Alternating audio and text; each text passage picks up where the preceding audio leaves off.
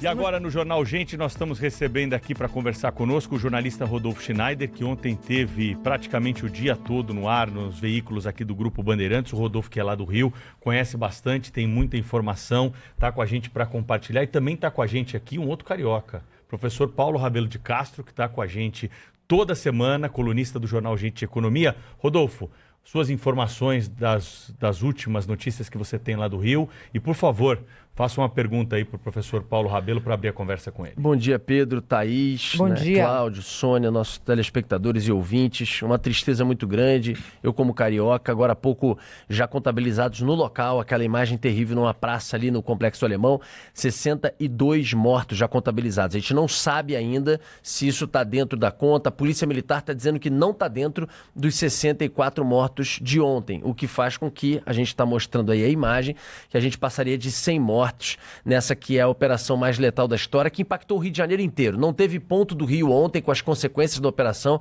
que não foi atingido. E para eu poder puxar o nosso Paulo Rabelo de Castro, que é do Rio, que conhece o Rio, que vive no Rio e que obviamente ontem também sofreu consequências, Paulo, hoje o Rio de Janeiro, nessa semana, está recebendo um gigante evento, que é um evento de óleo e gás. O Rio é uma referência no setor de energia, até por causa da exploração do petróleo. E imagine com o Rio sitiado como ontem, que recado que você dá para quem está chegando para o investimento num estado como o Rio de Janeiro. Eu queria que você trouxesse também um pouco para a gente esse impacto na área econômica, do que traz de insegurança jurídica e o que afasta empresas para um Rio de Janeiro que precisaria tanto recuperar isso e que perdeu nos últimos anos, né? Bom dia. Bom dia, meu caro Rodolfo, uma surpresa muito boa acolher você aqui no Jornal Gente. Nós que te acompanhamos no Jornal da Band News, como eu sempre faço regularmente, temos uma alegria muito grande. Nós e a bancada do Jornal Gente estamos muito felizes.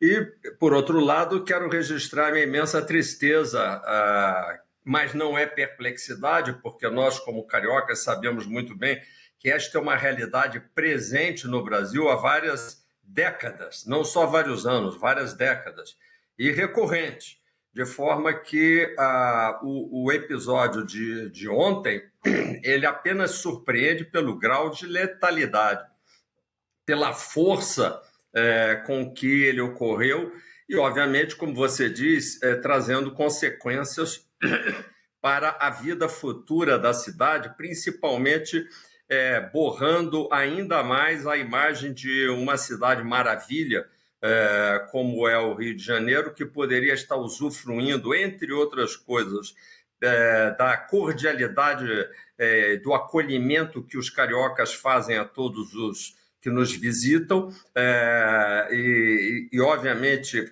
com isso, faturar pelo lado do turismo receptivo, e, obviamente, também pelo turismo das convenções, como essa que você acaba de mencionar.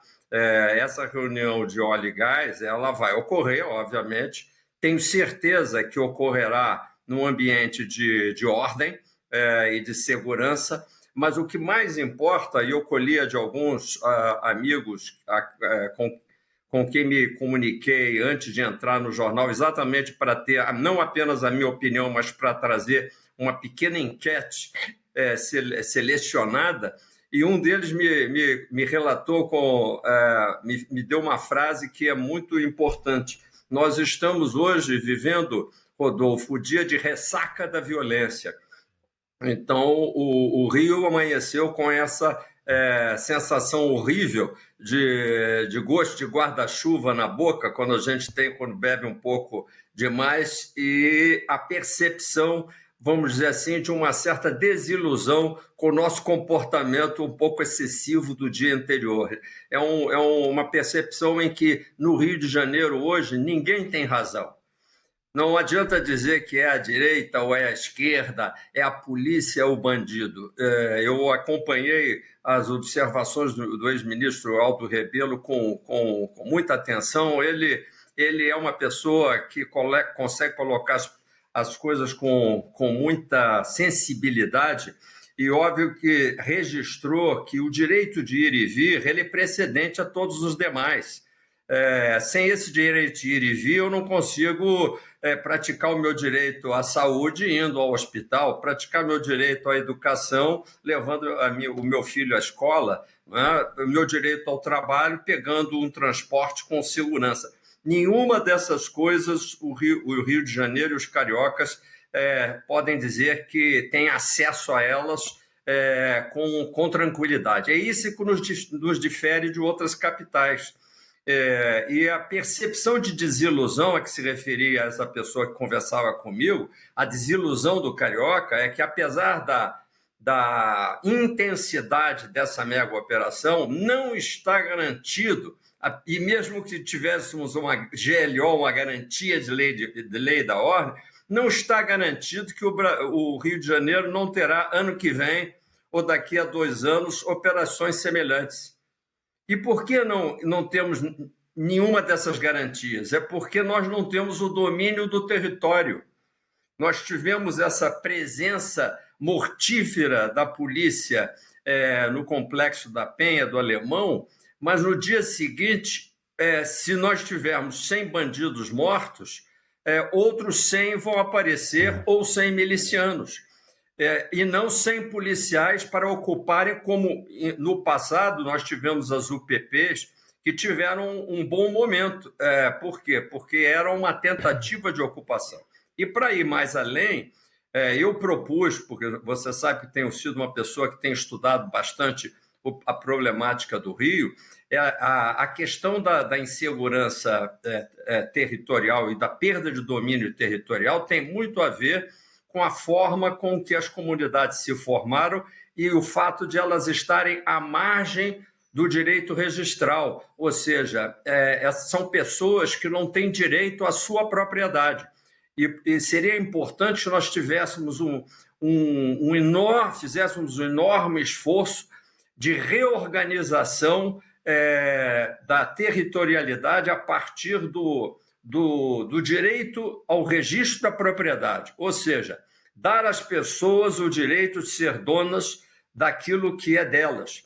Aliás, me chocou bastante o fato de que, numa das prisões mais significativas e que foi gravada pela própria moradora, a casa dessa moradora tinha sido invadida por 20 jovens, eu não gosto de chamar de bandidos, mas 20 jovens delinquentes, e esses jovens, quando foram ali acuados, eles, obviamente, quando aparentemente o primeiro levou um tirombaço e morreu, os outros tiveram amor à vida e resolveram se render. A casa dessa senhora estava invadida, ou seja, o direito dela à propriedade tinha sido esbulhado. E, portanto, essa é a realidade. E quando você não é esbulhado porque alguém entra na sua casa, a bala perdida entra na sua casa e colhe a sua vida e te mata.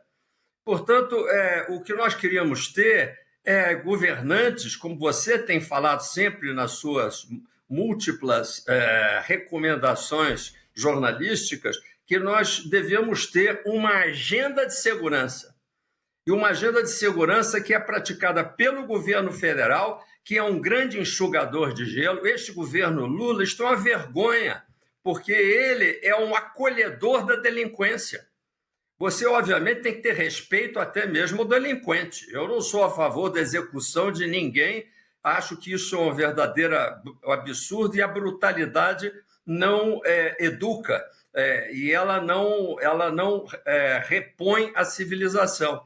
E, portanto, temos que ser respeitadores da lei, mas não podemos ser acolhedores da delinquência pela delinquência. Então, o presidente da República, que coonesta, que dá desculpas para o roubo de celular, que justifica traficante e que, portanto, acolhe a delinquência como um ato de virtude, isso é a desmoralização completa do regime de segurança, não só no Rio de Janeiro, no Brasil.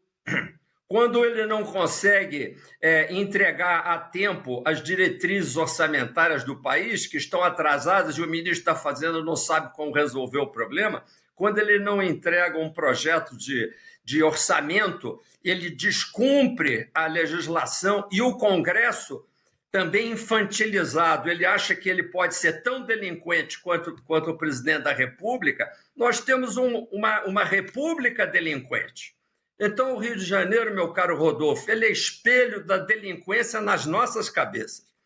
Nós somos todos, hoje em dia, brasileiros delinquentes. E, portanto, a nossa imagem, perguntava a Sônia sobre a imagem na COP30, as pessoas, na realidade, têm respeito pelo Brasil, mas têm pena, porque sabem que é um grande tesouro desperdiçado. O nosso país, à margem do progresso, apenas pelo fato de que os nossos governantes não têm agenda, eles não têm pauta, eles são capazes de fazer uma mega operação como essa, e na semana que vem, quando você perguntar no seu programa o que é que está sendo feito por uma agenda e um planejamento para a permanência dessa ocupação, você vai verificar que há um grande vazio.